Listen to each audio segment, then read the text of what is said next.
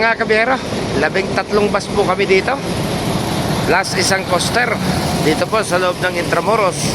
At ang ating pong reporting ay dito sa loob ng tapat mismo po ng San Juan de Letran, mga kabiyero. Ayan, doon po sa 13 bus, mahahati po ito.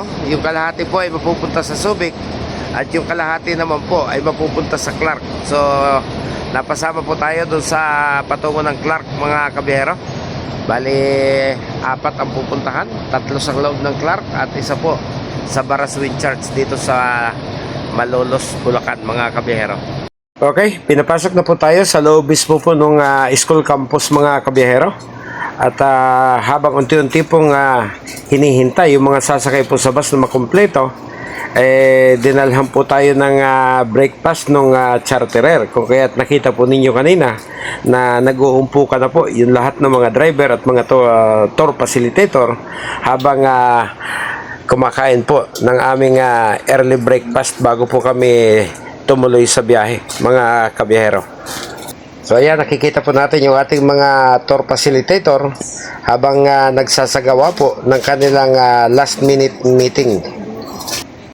Okay, stop over po muna dito sa Tabang Shell Gas Station sa loob po ng NLEX para pagbigyan po yung mga mag-restroom at tuloy makabili na rin po ng pagkain sa mga fast food chain na narito para sa ganun po ay mayroon po silang makakain pagdating po namin doon sa kanila pong mga pasyalan sa loob po ng Clark, mga kabiyahero. First destination, Church of Malolos, dito po sa lalawigan ng Bulacan.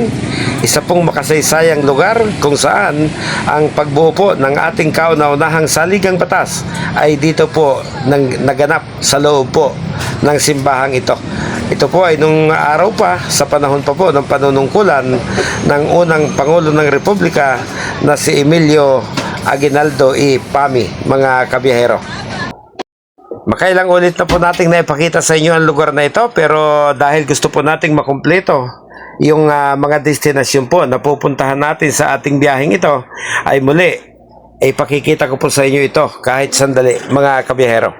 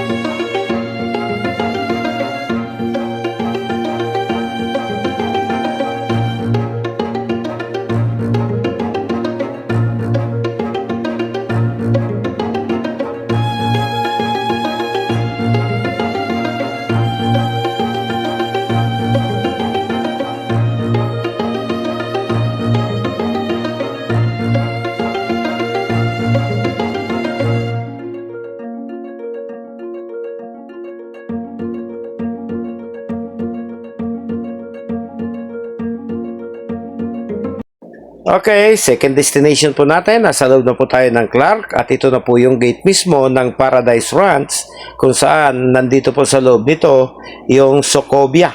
Isa pong lugar ito kung saan ay pwedeng makipag-interact sa mga hayop ang ating pong mga mag-aaral na dinala rito. Kaya lang, hindi na po natin makukuha ng video sa loob dahil medyo malayo po yung parking, mga kabiyahero, at minsan ko na rin naman po itong naipakita sa inyo.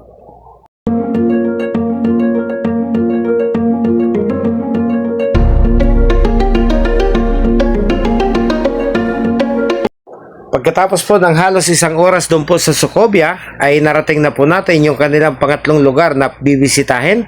Ito po yung Dino Island, dito pa rin po sa loob ng Clark Air Base, mga kabiyahero.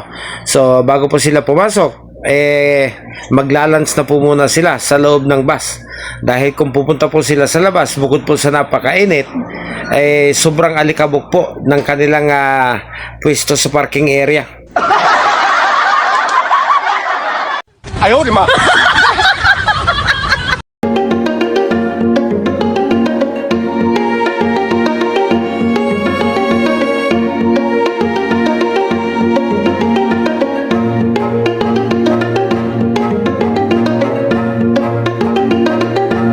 So ayan po yung kanilang parking area, parang disyerto, saksakan ng alikabok.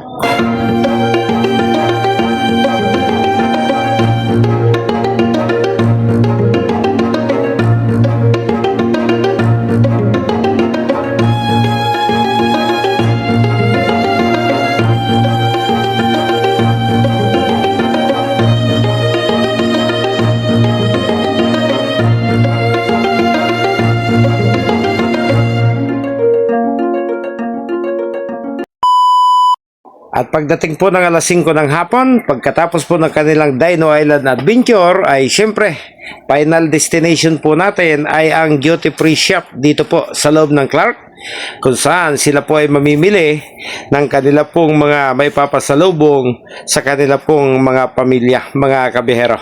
So muli, maraming salamat po. Hanggang dito na lang tayo. At maraming salamat.